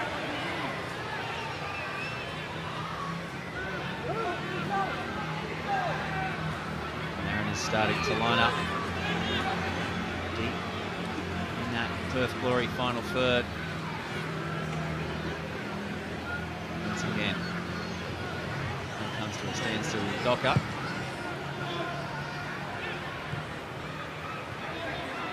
Knock the ball around and up to something here, the Mariners. Adam Taggart is trying to make something happen. Perth Glory see the opportunity to press. Sainsbury have to do well. He does do well to get past Adam Taggart there, who probably didn't have the support he was quite hoping for from Trent Ostler. This one might be a bit short for H. Cullen, but he does well to get out there and blast it over the touchline. And Adam Taggart just showing some signs possibly of that injury. I know it's cramp, but still probably carrying slight niggle after that groin injury for the Socceroos.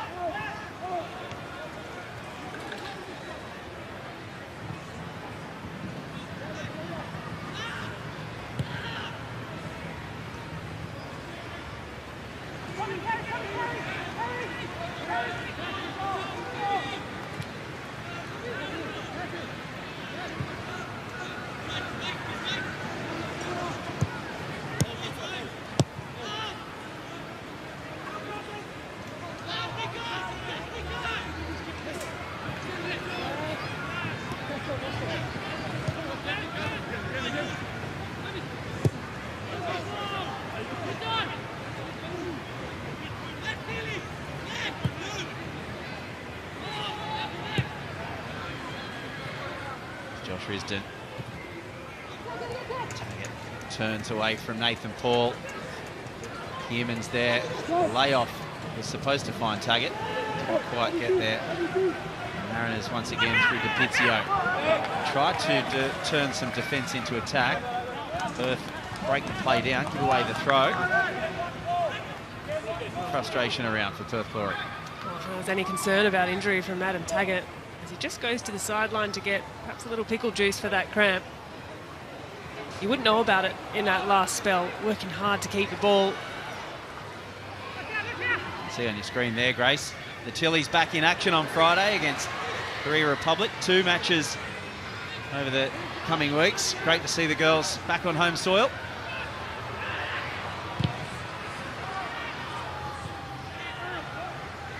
Important window for the Matildas, of course. A game at Allianz, a game up in Newcastle too, so excellent to be back in Australia. Here's DiPizio. Nice little footwork from Miggy DiPizio. Probably not the shot that he was hoping at the end of it, but he did really well to get him behind Perth Glory. Unfortunately, the finish wasn't there. Well, he's a really talented young player. We know that about DiPizio. He was quick as well to apologise to Vitor Feijão, who was to his right in perhaps a better shooting position. You can't begrudge a player trying his luck from that sort of area. Definitely in his wheelhouse.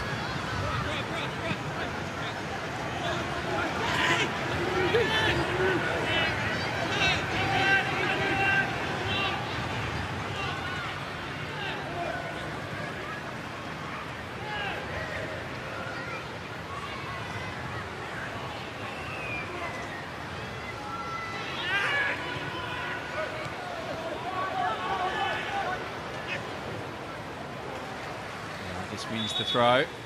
Will allow the Mariners to go back to the bench again. It is going to be the end of the section for Vitor Feijão,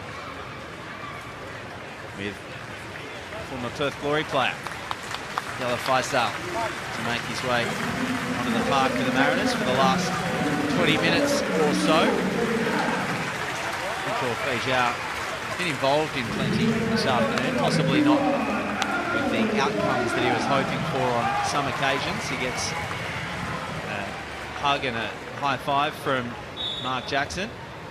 David Strilich, you can see the frustration from the Perth Glory coach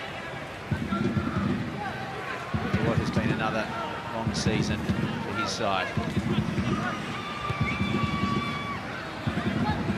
Really difficult to pick those motivation levels up for the final 4 games of the season. They've had new arrivals in the last few weeks. Lockie Wales today, of course, this afternoon. Moto also missing, but even with those players, he is entering over the cracks to an extent. Ryan Kaltak here for the Mariners. Docker. Kaltak again from the Calmont. There's Harry Steele. So turns and then links up with Docker again. Steele towards the back post. Moragas is there, but he was running out of space too quickly. Couldn't drag that one down. And it goes out for a goal kick. Well, despite the ball sailing over the top, Perth Glory defence just got caught watching a little bit. They thought it was gone, and Moragas just attempted a bit of life into this delivery. Just a little reactive from the Perth defenders. And you wonder too when David Strilich is going to look to make, whether it's a tactical change or a change in personnel, because they've got a bit of work to do if you want to chase a game. It's hard work, but you've got to dig deep, you've got to press higher, you've got to put more pressure on your opposing players. Well, Nathan Paul loses out to Trent Osler. Osler does really well there. It falls for Gamulka, but Alfie McCalmont was there quickly to get in his way. Just when you thought that Gamulka might have had an opportunity to shoot, McCalmont snuffed it out. Now the ball towards Pat Wood in the centre. The header was not the connection that Pat Wood needed there. Well, that was really dangerous for Perth Glory. Osler still goes, it's across the face, and that will go out for a corner. It's come off Nathan Paul in the end, but well, Pat Wood has had a gilt-edged chance there to find Perth second. Yeah, and what a delivery from Josh Risdon. Just split through the Central Coast Mariners defence, and Pat Wood maybe in two minds whether to go with his foot or use his head.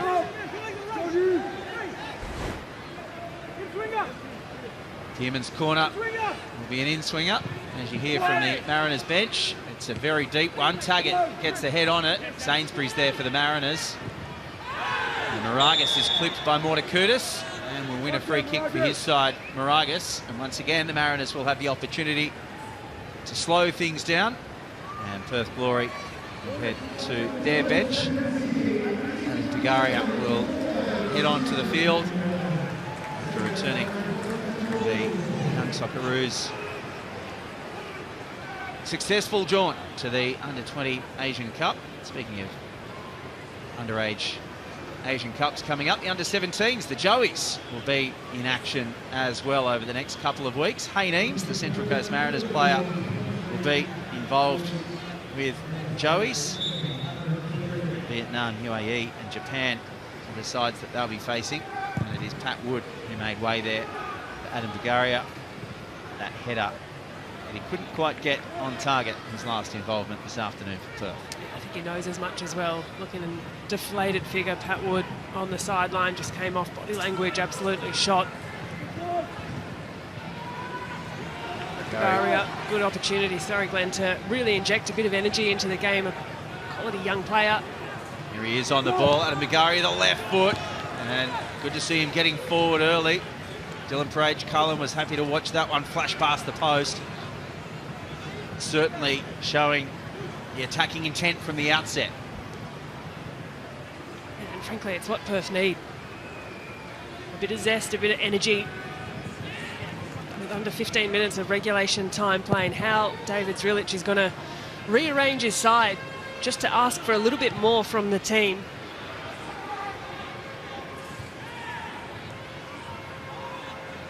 This time, Tagaria loses out to McCalmont.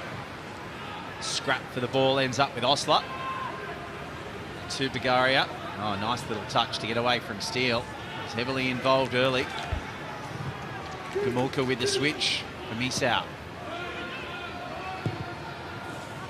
Deep ball over the top, finding Taggart. He does well to find Adam Taggart. And then Parage-Cullen comes out, collects, cleaned up. And the offside flag is what goes up in the end. Dylan Parage-Cullen is probably a little relieved as he goes down on his haunches after heavy contact. Well, he hesitated just slightly, and there is the offside. Great call by assistant referee Emma Kotzbeck on this near side. I've got to say, it's been a couple of minutes since Adam Tagaria has been on the field, but he's getting himself involved. He's getting there or thereabouts.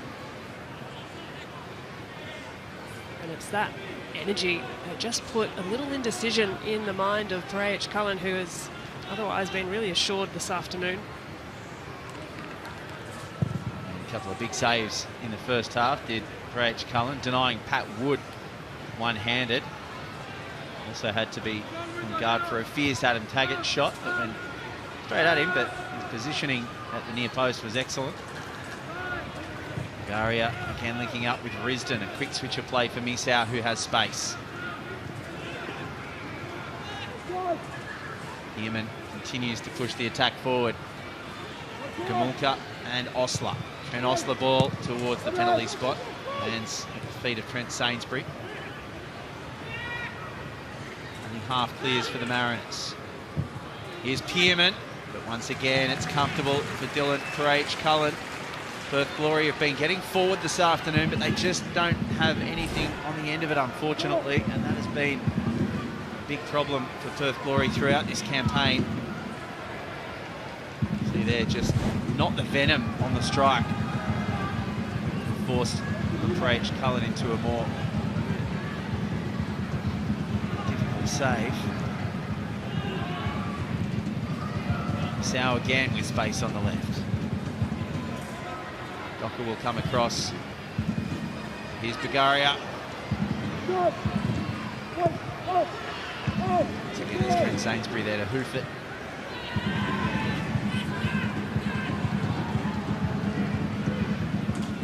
Now Josh Risdon. Areas for Trent Osler. Maragas in front of him. It goes towards the back post for Pearman. Heads it down for Adam Taggart. And that's a good save by Craig Cullen. It was acrobatic, but I think he probably had it fairly well covered. And that was one of Adam Taggart's better opportunities this afternoon. Well, glimpses, moments from Perth. Still not done, and Osler has worked that well. A good centering header too to find Taggart. But there's a lot of Dylan Craig Cullen to beat, and on that occasion he had that comfortably covered. Risdon through the back of Miggy to Pizio. The referee thought about it, but he's let play continue. Perth Glory, Pearman over the top, and once again Sainsbury is in the way with Taggart lurking. And that look half bad going forward on occasions, Perth Glory. It is the way that those attacking raids end, which would be of most concern for David Strilic. So have a look at the bottom half of the live ladder there. You can see the Central Coast Mariners still in 10th place, point behind the Jets, and Perth Glory remain marooned at the bottom of the ladder with that minus 36 goal difference. Of course, Brisbane up in action next at home to Auckland. There's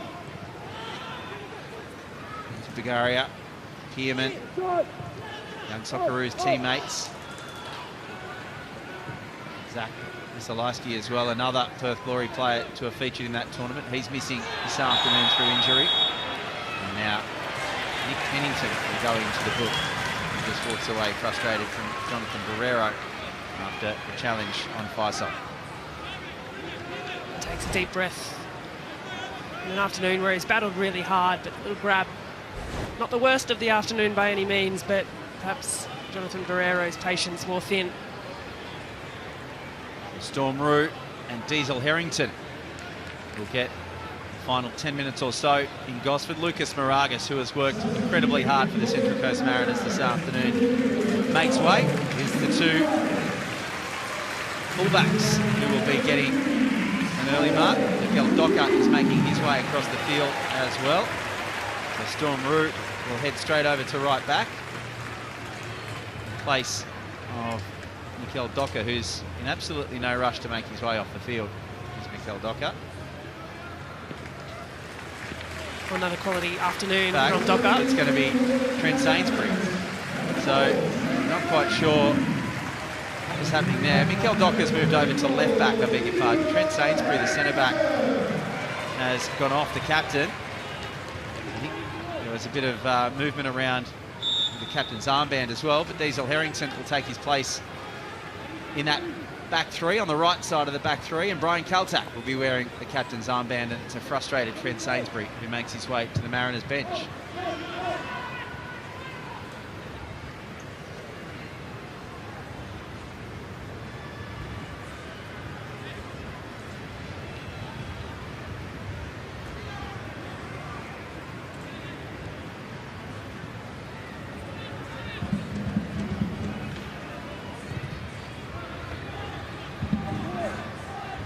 Top dealt with by Nathan Paul.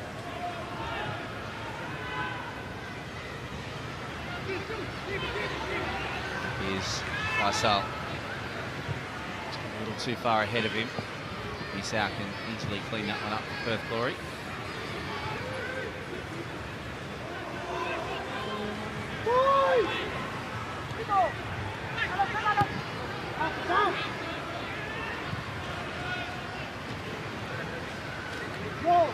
Control, back foot defending. Back foot.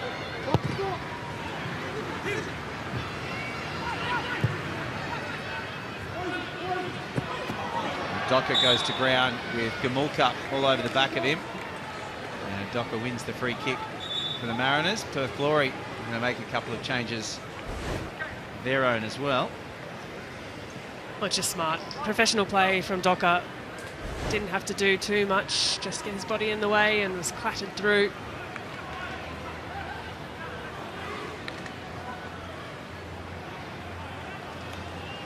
The end of the section for Nick Pennington and Adam Taggart for Perth Glory. And we are going to see Will Freeney return to the Perth Glory side for the first time since round 19. And Koano, the 18-year-old, hasn't featured since round 13 against Auckland. He'll take his place on the left side of midfield. Garia and Pearman will lead the line for the final 5 minutes plus stoppages. Walker looking for the switch of play for No. He does end up with the ball. Skips away. Here's Pearman. Just goes in front of Gamulka again. It's those passes that just aren't sticking for Perth Glory that will make a lot of difference in that final third. And a lot of experience coming off in the likes of Pennington, who toiled hard yet again for Perth, and too did Adam Taggart. Nick Pennington, the man who made way, scored the goal for Perth Glory, leads the Paramount Plus player index. Alfie McCalmont and Mikael Docker, both high on the list for the Central Coast Mariners as well. Alfie McCalmont's had a really good game for the Mariners in the centre of the park. Mikael Docker, of course, scoring the penalty and is consistently a high performer for his side. McCalmont forces Osler into giving away the throw. Trent Osler wearing the captain's armband, following Taggart's departure from the game.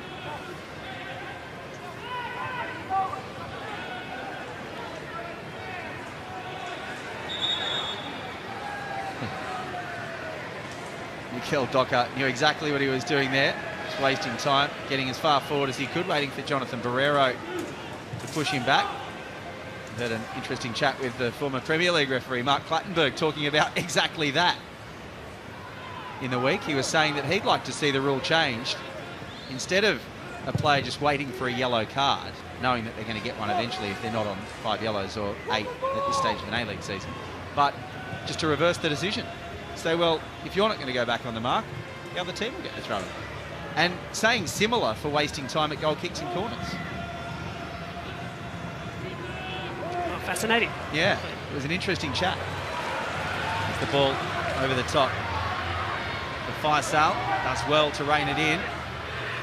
Riston is Misau in front of him.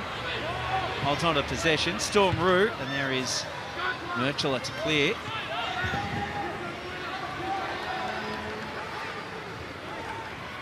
Watch this play run out. And as you ponder that Mark Clattenburg suggestion, if teams are taking too long to take corners or goal kicks or throws, the decision just gets reversed and the other team will get the ball. It's a man who's been involved at the top of the game for a long, long time and said it was just frustrating because referees know exactly what the players are doing and they can't do anything about it. Well, without doubt, it would hurry up the players if they knew that that was going to be the outcome.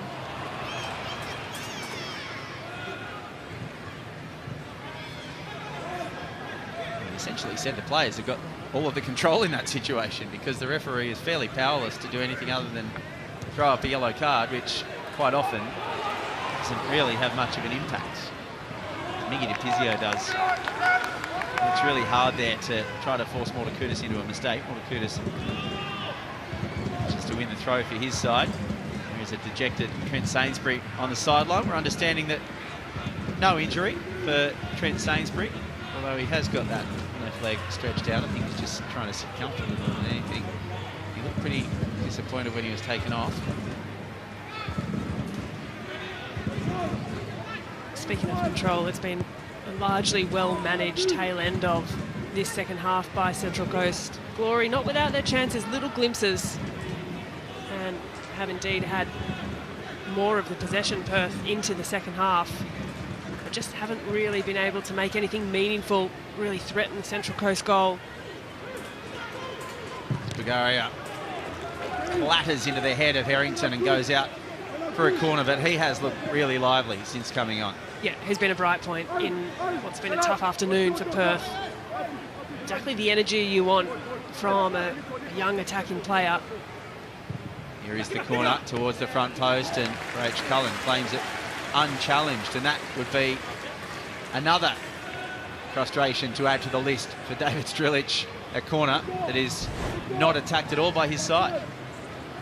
Well, a near post runner needed there. Yes, a little short on the delivery. Fourth official indicates we'll have 5 minutes of time added on to wrap things up in Gosford. The Central Coast Mariners, as it stands, that 3-1 advantage. As Perth Glory face the prospect of this winless streak extending to 9 games. For the Central Coast Mariners, it'll be their first win in 9.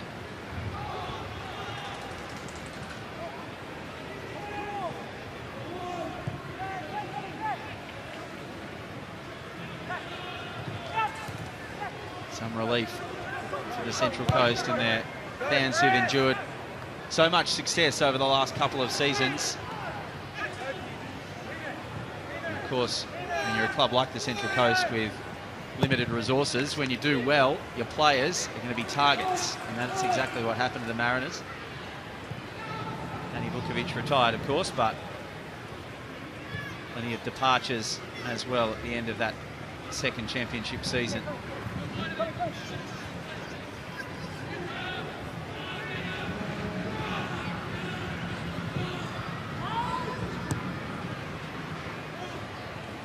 Here's No. Good decisive run. Picking up with Pearman. Now Risdon.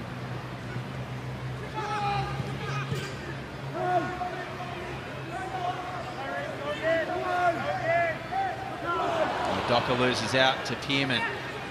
Nathan Paul is there to help him out. Now Risdon. Josh Risdon will have a go. It cannons off the crossbar. And he almost does have his first goal in 10 years and 2 days. Well, Josh Risdon saw the opportunity. The head went up and he had the strike and almost gave Perth Glory hope. Well, it might have been a consolation goal.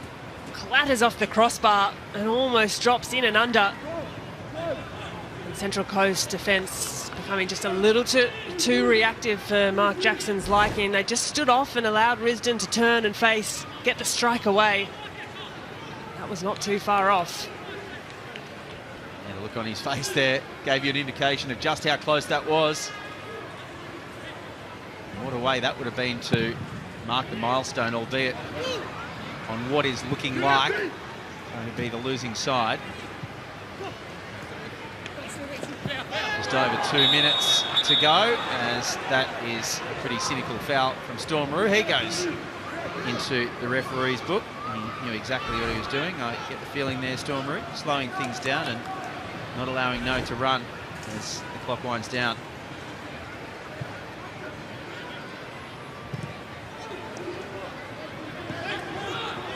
Nice little ball in behind from Risdon for Osler. Ryan Kaltak almost on the deck as he heads that one clear. He ends up back with Trent Osler. Risdon to the byline. Paul heads clear only as far as Gamulka. McCalmont does well to get in the way again. Alfie McCalmont has been really impressive this afternoon. Docker gives the ball away. Pearman, Bulgaria. Faisal tries to flick it away, but it's won back again by Freeney. Here's No. Turning, jinking. Bulgaria, Pearman. Nathan Paul for the Central Coast Mariners again. Stormaroo just tries to thump that one anywhere. May be able to turn defence into attack here. DiPizio has Duarte bombing forward. Duarte left it late last game against Auckland. This time DiPizio just holds the ball up, takes it himself, and then his double team loses out to Mortakudis. good end to this game. Plenty of action. No, coming again. Storm Roo's on a yellow card. He has to hold off this time. And he does really well. He just gets caught up in his own feet in the end. This could just about be Perth Glory's final attacking raid. Gamulka tries to dink one over the top, and Vigaria again gets his foot on it, but it's straight into the hands of Dylan Cullen, and it sums up Perth Glory's afternoon. Great build-up and nothing to show for it. Yeah, just no punch to finish it off, as Vigaria again been involved, looking to hang off the shoulder of the Central Coast defence. Didn't quite do enough. Cullen just willing Jonathan Barrero to blow time, and he does just that. The Central Coast Mariners can celebrate their first victory in 9 games. They remain in 10th place, but they have got victory at home over the Perth Glory. Trent Ostler's face sums up a frustrating afternoon for Perth. Aluk Kwol got the ball rolling for the Mariners. Mikel Docker scored from the spot. And Christian Theoharis with a wonderful second half strike gave the Central Coast Mariners all 3 points in Gosford. Handshakes all around. Of course, Della Faisal against his former side. And the youth of the Central Coast Mariners, the youngest squad in the Isuzu UTE A-League men's competition, get the victory this afternoon. It has finished in Gosford. The Central Coast Mariners 3, Perth Glory 1.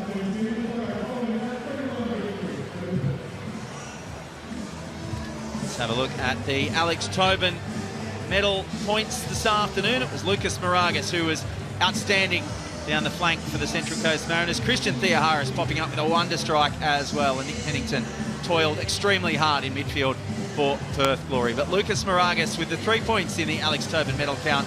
Now man of the match is with Daniel Garb. That he is. Thank you very much, Lucas. Congratulations on the win and your performance. You're excellent down the wing in a game that wouldn't have been that easy for a winger, trying to put crosses in this win. Talk us through it. What was it like? Yeah, it was pretty tough, to be honest. I had a couple of crosses there that just got stood up by the wind. But yeah, we had to adjust, and yeah, I think we did so in the end.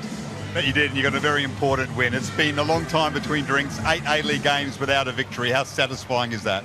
Very satisfying. It's much needed at this stage of the season, and finals are still possible. So we've got to push on with that momentum and get wins for the rest of the season. Talk us through what's been said in the squad throughout this barren run to try and keep spirits high and keep yourself